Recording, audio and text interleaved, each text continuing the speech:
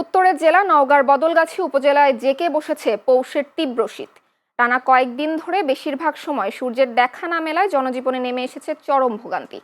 আজ বদলগাছিতে মৌসুমের সর্বনিম্ন তাপমাত্রা 6.7 ডিগ্রি সেলসিয়াস।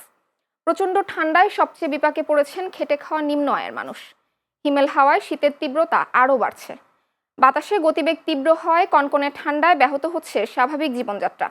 ঘন কুয়াশার কারণে দিনের বেলায়ও যানবাহন চলাচল করছে হেডলাইট জ্বালিয়ে। বাড়ছে সড়ক দুর্ঘটনার ঝুঁকি। বদলগাছি কৃষি আবহাওয়া পর্যবেক্ষণাগারের কর্মকর্তা মিজানুর রহমান জানান, আগামী কয়েকদিন শীত আরও বাড়তে পারে। এই ঠান্ডার দিন বুড়া মানুষ কাম করে পাইছি না, এটা কম্বল টম্বল সরকারি অনুদান, এটা ঠান্ডা শীত বস্ত্র কিছুই পাই না, বাড়ানোই পাইছি না। আমাদের এই যে কুয়া টুয়া লাগে, একে নেয় লোকজন, দুইতে নেয় ভাড়া। আমাদের গরিবের টাইমে কেউ আল্লাহ ছাড়া কেউ দেখার নেই।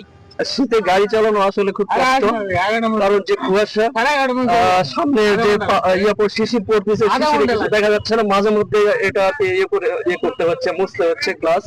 এখন যে পরিস্থিতি, কুয়াশার যে অবস্থা, খুব কষ্ট হচ্ছে এবং হেডলাইট জ্বালায় গাড়ি চালাতে হচ্ছে আমাদের। তারা কাজ করতে পারে না, এই শীতের সময় না খায় থাকতে হয়। আপনারা সবাই তাদের পাশে দাঁড়াবেন এবং আমরা আশা করি আগামীতে এই শীত নিবারণের জন্য এর থেকে আরো বেশি কঠোর ব্যবস্থা নেওয়া হবে। আজকে আমাদের সারা দেশের ন্যায় বদলগাছিতে ব্যাপক পরিমাণ শীত।